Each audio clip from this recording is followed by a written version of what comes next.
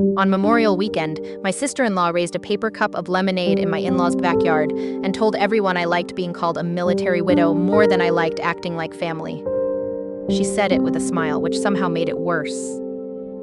Tara stood near the picnic table, one hand on her hip, the other wrapped around that sweating plastic cup. Behind her, the grill smoked too much, kids ran through the grass with popsicles, and my father-in-law's American flag snapped in the warm Ohio wind. I remember the smell of charcoal. I remember the paper plate bending in my hand under potato salad. I remember my mother-in-law, Carol, suddenly studying the deviled eggs. And I remember my father-in-law, Frank, sitting under the patio umbrella in his Marine Corps cap, not saying one word to stop her. That silence was the part that landed. Tara looked around the yard like she was finally saying what everyone had been too polite to say. Megan shows up for Memorial Day, takes the sympathy, lets people call her strong, she said. But when this family actually needs her, suddenly she has boundaries. A few people looked down. One cousin cleared his throat. Someone's little boy laughed near the fence because he was too young to know when a family had just turned cruel. I stood there with my plate in both hands, 38 years old, 5 years widowed, and somehow feeling like a teenager being scolded in a house I had never really belonged to. Daniel had been gone long enough that people expected me to be fine, but not long enough for his family to stop using his name like a key to every locked part of me. Frank finally spoke. Daniel would have expected you to do more. He didn't yell, he didn't point, he didn't even sound angry. He sounded disappointed, like I was a debt he had been patient about collecting.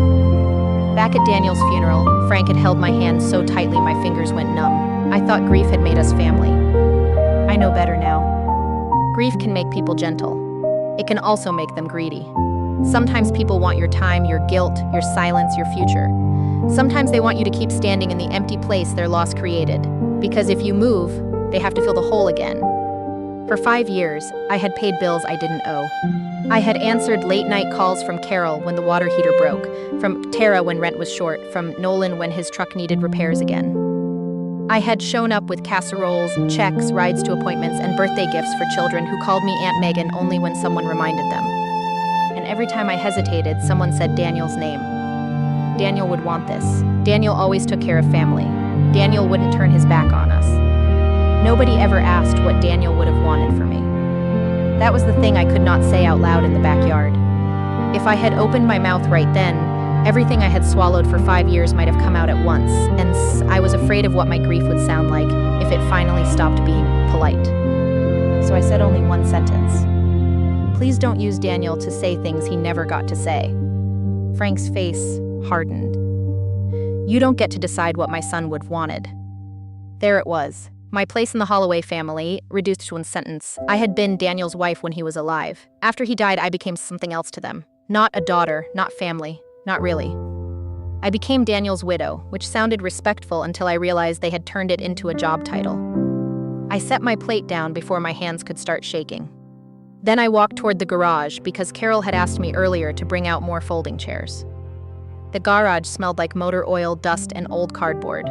Daniel's fishing rods leaned against one wall. Boxes were stacked beneath a shelf, most labeled in Carol's neat handwriting. Christmas, kitchen, Daniel old uniforms, Daniel books. Then I saw one box pushed behind a cooler, half covered by a faded beach towel. The handwriting on it was not Carol's. It was Daniel's. On the top in black marker, he had written 6 words. Meg, not until you need it. For a long moment, I stood there listening to the muffled voices outside, the clink of ice in cups, the false normal of a family cookout carrying on without me. I thought I had come into that garage for chairs. I didn't know I was about to find the first proof that my grief had been used against me. I did not open the box in the garage. Not then. Outside, Tara was still talking too loudly, laughing in that sharp way people laugh when they want everyone to know they are not embarrassed. The grill kept smoking. Somewhere in the yard, Frank was probably sitting under that patio umbrella, letting everyone believe he was the injured one. I stood in the garage with Daniel's handwriting stirring up. Meg, not until you need it. My first instinct was not curiosity, it was fear. For 5 years, I had begged the universe for one more message from her husband, but Daniel had not written. Meg, when you miss me. He had written, not until you need it. That meant he had expected me to answer. I slid the faded beach towel back over the box before anyone came in and grabbed 2 folding chairs from the wall. By the time I returned to the yard, Tara had moved on to complaining about gas prices and her son's summer program. Carol gave me a grateful smile. "Thank you, honey," she said, like nothing had happened. That was Carol's talent. She could wound a person by doing nothing, then soften her voice 5 minutes later and make you feel rude for still bleeding. I unfolded the chairs near the shade tree and sat at the edge of the gathering. Not beside Frank, not beside Tara, not where Daniel would have sat, just close enough to be useful and far enough away to remember my place. That was how it had been for years. My normal life was not dramatic. I lived in a small beige house on the east side of Dayton, with a kitchen window that rattled when the wind came hard from the west. I worked as an office manager at a veterans clinic. Most days, I answered phones, fixed scheduling mistakes, and explained paperwork to people who had survived worse things than bureaucracy but still hated clipboards. I was good at it. There is comfort in other people's files. Their problems have tabs, dates, signatures, reference numbers. My own life had never been that neat. At home, Daniel was everywhere and nowhere. His old coffee mug sat on the second shelf because I could not use it or put it away. His winter jacket hung in the hall closet, even though Ohio had gone through 5 winters without him. A crooked photo of us sat in the living room, taken the summer after he came home for good. That was the Daniel I missed most, not the Marine in the dress blues. The man who burned pancakes, sang badly in the truck, and once told me his family didn't ask for help. They leaned until you forgot you were standing. I thought he was joking. After he died, I learned exactly what he meant. The first year, I did not notice it as pressure. Everything looked like grief. Carol called because she could not sleep. Frank called because he needed someone to sit with him at Daniel's favorite diner. Tara called because her son had asked why Uncle Danny was in heaven and she did not know what to say. Nolan called because he was having a hard time and Daniel had always understood him. I went. I answered. I paid for meals. I picked up prescriptions. I drove Carol to appointments when Frank said his back was bad. I bought Tara's son a winter coat because Daniel would have wanted him warm. I gave Nolan $400 for truck repairs because Daniel had once loaned him money and told me, "He's a mess, but he's my brother." Back then, every request felt like a small way to keep Daniel in the room. By the 3rd year, the requests had changed shape. Carol no longer asked if I could come over. She asked what time I would be there. Tara stopped saying she was sorry to bother me. She started saying I wouldn't ask if it wasn't for the kids. Frank stopped thanking me for helping. He started giving advice about how I should manage my money, as if my paycheck was a family resource he had not fully organized yet. And Nolan always needed just enough cash to make saying no feel cruel. There were red flags. I can see them now. The way Tara only called me Aunt Megan in front of her children when she needed something. The way Carol cried before she explained the bill. The way Frank introduced me to strangers as Daniel's widow and watched my face, like he wanted to make sure I still answered to it. But grief makes poor lighting. It softens corners that should look sharp. The folded flag was part of that too. After Daniel's funeral, I was so hollow I could barely remember my own address. When Frank said the flag should stay at the Holloway house, I nodded. He said Daniel was a Holloway before he was anything else. So the flag went into Frank and Carol's living room, in a glass case above the mantel. Every Memorial Day, Frank stood under it and gave the same little speech about Surceva's family and sacrifice. Every year, I wondered why the symbol of my husband's life was displayed in a house where I always felt like a guest. That Memorial weekend, after Tara's comment, I stayed for another 26 minutes. I know because I kept checking my phone. Looking down gave me somewhere to put my face. Carol tried to hand me a container of leftovers. "Take some ribs home," she said. "You never cook enough for yourself." It sounded kind. It always did at first. Tara walked past me and said, "Don't forget what we talked about. The summer program deadline is Friday." We had not talked about it. She had mentioned it 3 times and waited for me to offer money. Frank stood near the back steps, arms folded, marine cap low over his eyes. "You driving straight home?" he asked. "Yes." He nodded toward the street. "Good, a little time to think might help." There it was again, not concern, correction. I said goodbye to Carol, hugged Tara's son because none of this was his fault, and walked to my car. Then I stopped. My keys were in my hand. I could have left the box where it was. That would have been easier. It would have let everyone keep pretending. Instead, I went back through the side door into the garage. No one followed me. Maybe they thought I was grabbing my pie dish. Maybe they were so used to me carrying things out of that house that one more box did not seem worth noticing. I moved the cooler, pulled back the towel, and lifted Daniel's box into my arms. It was heavier than I expected. The cardboard was soft at one corner. For a second, I pressed my thumb against his handwriting, like touching the words might tell me whether I was ready. I wasn't. I put the box in my trunk and closed it gently. For the first time in 5 years, I took something of Daniel's out of that house without asking permission. I waited until after midnight to open the box. That sounds dramatic, but it was really just avoidance. I carried it from the trunk to the kitchen table, then walked around it for almost an hour like it might move if I looked away. The house was quiet, except for the refrigerator and the air conditioner. Daniel's old coffee mug sat on the second shelf, exactly where it had been that morning. Finally, I sat down. The tape on the box was old and brittle. When I pulled it loose, the sound seemed too loud for my kitchen. Inside, Daniel had packed everything carefully. That was unlike him. Daniel was the kind of man who could lose his truck keys while holding them, but this box looked like he had treated every item like evidence. On top was a letter in a plain envelope. Meg. His handwriting hit me harder than I expected. Daniel wrote like his pen had somewhere else to be, but it was his. The first sentence made my throat close. If you're reading this, it means they made you feel responsible for grief that was never yours to manage. I put the letter down and stood up. For 5 years, I had told myself the Holloways were not using me. They were grieving, they were lost, they were Daniel's family, and if I had loved him, I had to carry some of that loss with them. But Daniel had written those words before I even knew I would need them. That was the first crack. The second came from the envelope under the letter. Daniel had labeled it in his blunt, practical way. Frank, Tara, Nolan, patterns. Not problems, patterns. Inside were notes, old printed emails, and a few bank slips from before he died. Nothing explosive, no secret fortune, no confession. Just small things Daniel had noticed and, apparently, been too tired to keep ignoring. A truck repair Frank never repaid. A rent gap Tara said was an emergency, then repeated 3 months later. A loan Nolan called temporary and Daniel marked with a question mark. At first, I almost laughed. Families borrow money, people fall behind, parents get proud, siblings make bad choices. I wanted the folder to be nothing, because if it was nothing, maybe I had not spent 5 years mistaking a trap for loyalty. Then I opened my laptop. I pulled up my bank records, starting with the year after Daniel died. I told myself I was only checking, just making sure I was not turning one cruel afternoon into a conspiracy. The numbers did not care what I wanted.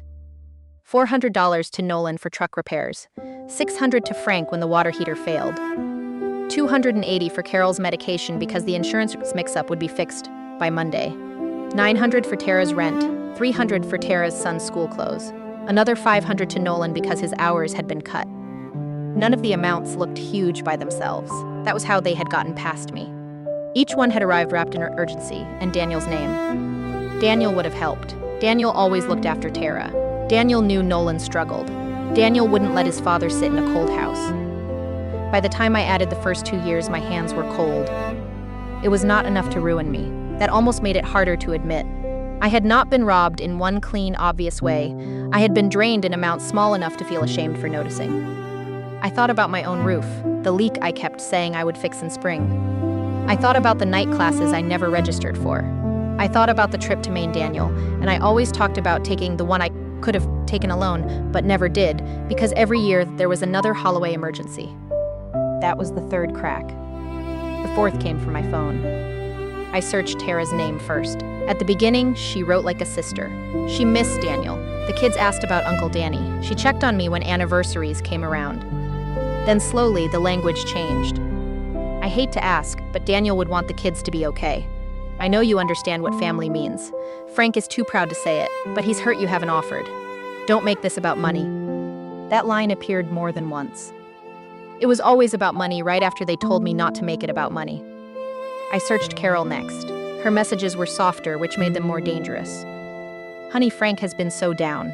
You're the only piece of Daniel we still have. Please don't pull away from us too. Then, always after the tenderness, came the ask. Could you pick up the prescription? Could you cover this until next month?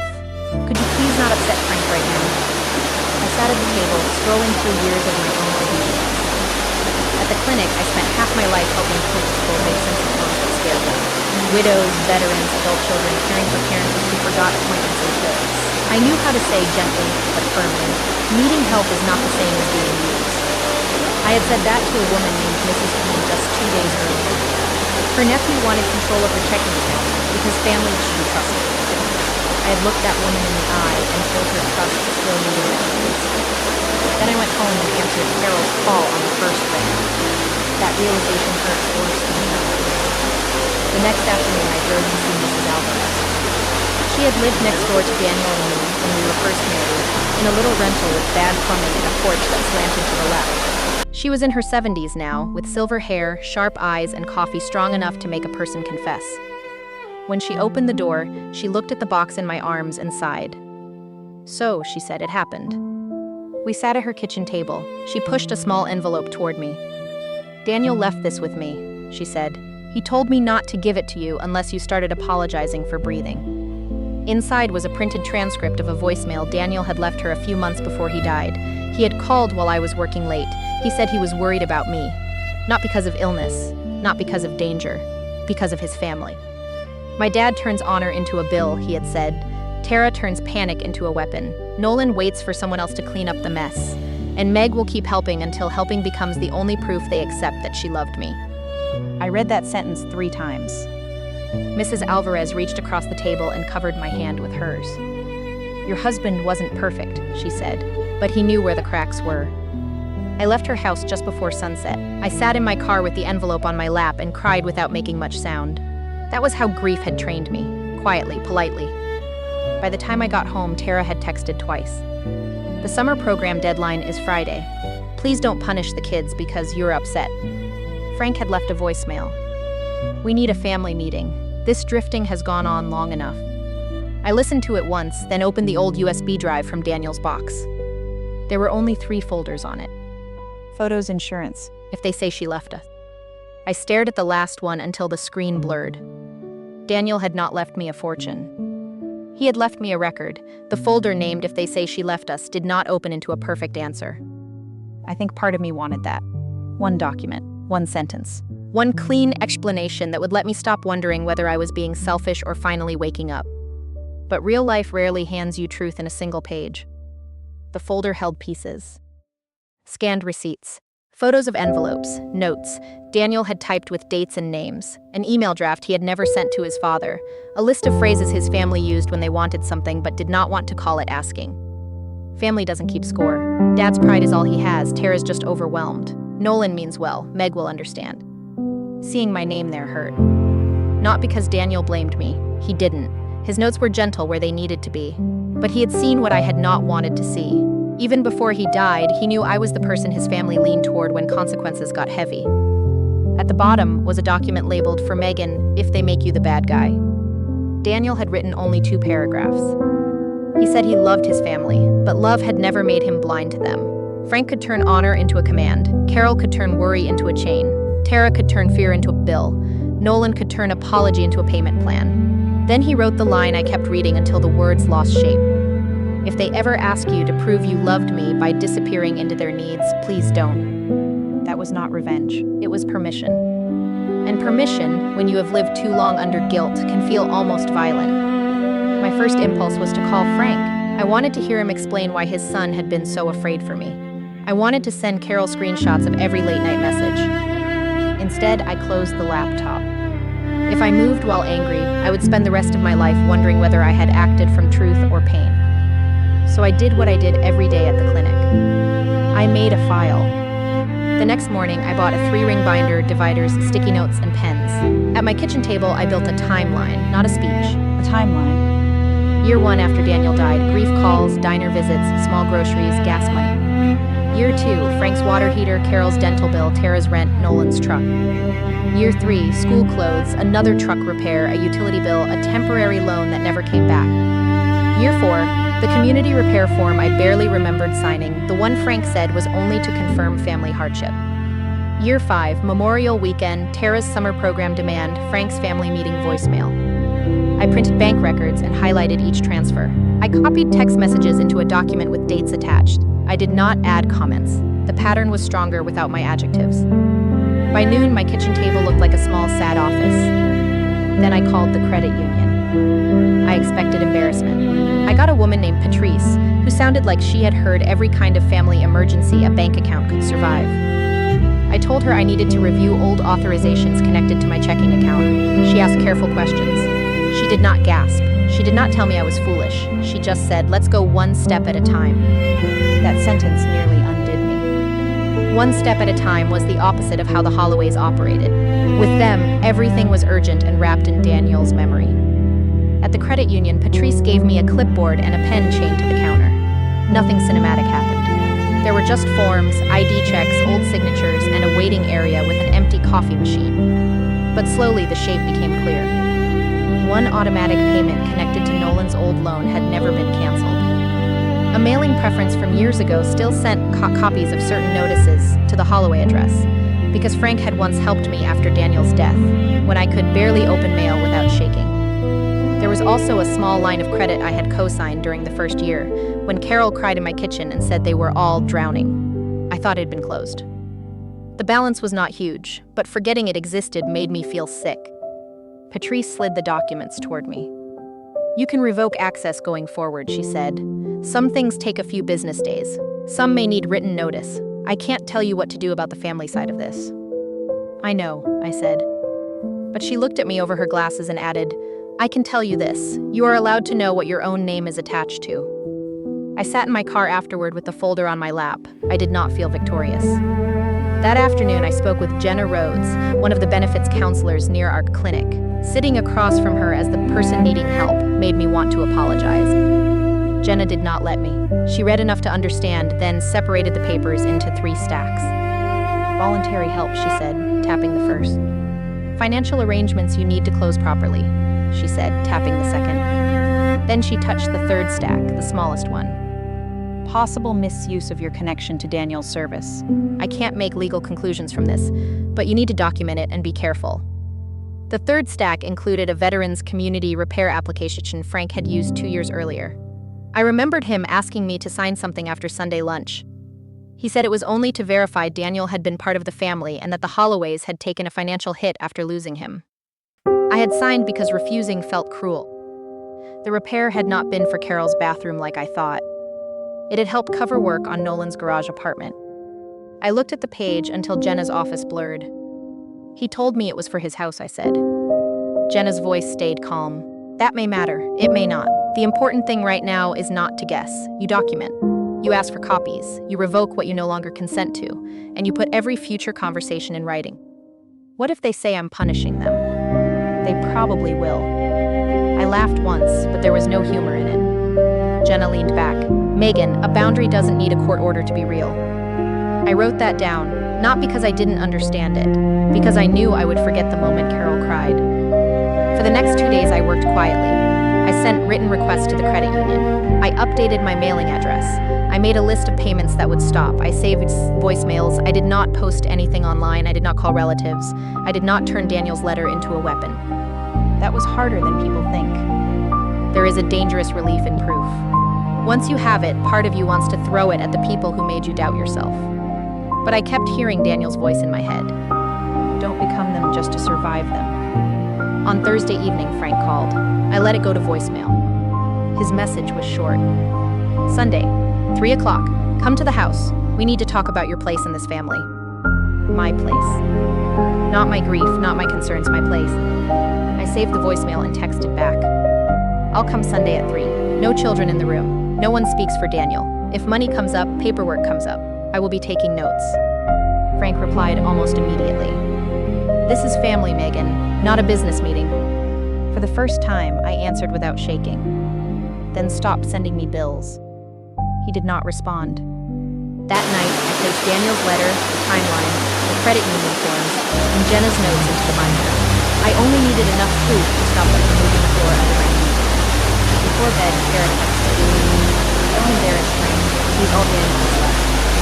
I looked across the room at Daniel's box, still open on the chair beside the window. Then I came back. No, Daniel hasn't told me. For the first time since Memorial Weekend, I slept. On Sunday at 3, I parked in front of the Holloway house and sat there until the engine went quiet. The house looked the same as always. Frank's flag on the porch. Nothing about it looked like a place where people used grief as leverage. That was the problem with families. From the street, they could look perfectly normal. I carried the binder to the door. Carol opened it before I knocked. Her eyes were already red. Tara stood behind her with her arms crossed. Nolan leaned against the kitchen counter. Frank sat at the head of the table in his Marine Corps cap. No children. At least they had listened. Megan, Carol said softly, we don't want this to be ugly. Then let's keep it honest, I said. Nobody liked that. I sat at the opposite end of the table and placed the binder in front of me. Frank looked at it like I had brought a weapon into his house. This family has carried enough hurt, he said. We don't need paperwork between us. You only say that, I said, when the paperwork remembers more than you want it to. Tara scoffed. So that's what this is. You're going to punish us with bank statements. No, I said. I'm going to stop pretending this has only been about grief. My voice shook at first. I hated that, but I did not stop. I laid out the timeline. Not every receipt, just enough. Frank's water heater, Tara's rent, Nolan's loan, the line of credit that had never been closed. The community repair application Frank had asked me to sign when I was too numb to read carefully. Carol put a hand over her mouth. Nolan looked at the floor. Tara's face hardened with every page. You helped because you wanted to, Tara said. At first, yes, I said.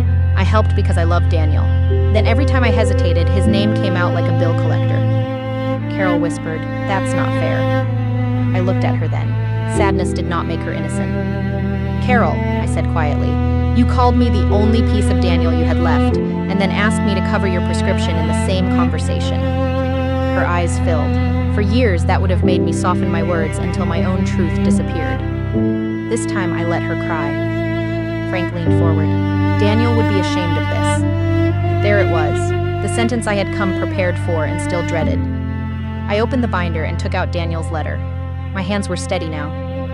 I'm not going to read all of it, I said. Some of him still belongs only to me. For the first time that afternoon, Frank looked uncertain. I read one line. If they ever ask you to prove you loved me by disappearing into their needs, please don't. The kitchen went still. Not dramatic still. No one gasped. No one fell apart. The refrigerator hummed. The old wall clock clicked like it had no interest in anyone's pain. Tara looked away first. Frank stared at the table. Carol cried harder but quieter. I put the letter back in the envelope. I'm not here to destroy anyone, I said. I'm not asking for all the money back today. I'm not calling every relative. I'm not making a scene at the Veterans Hall. But I am done. Done with us? Carol asked. Done being used.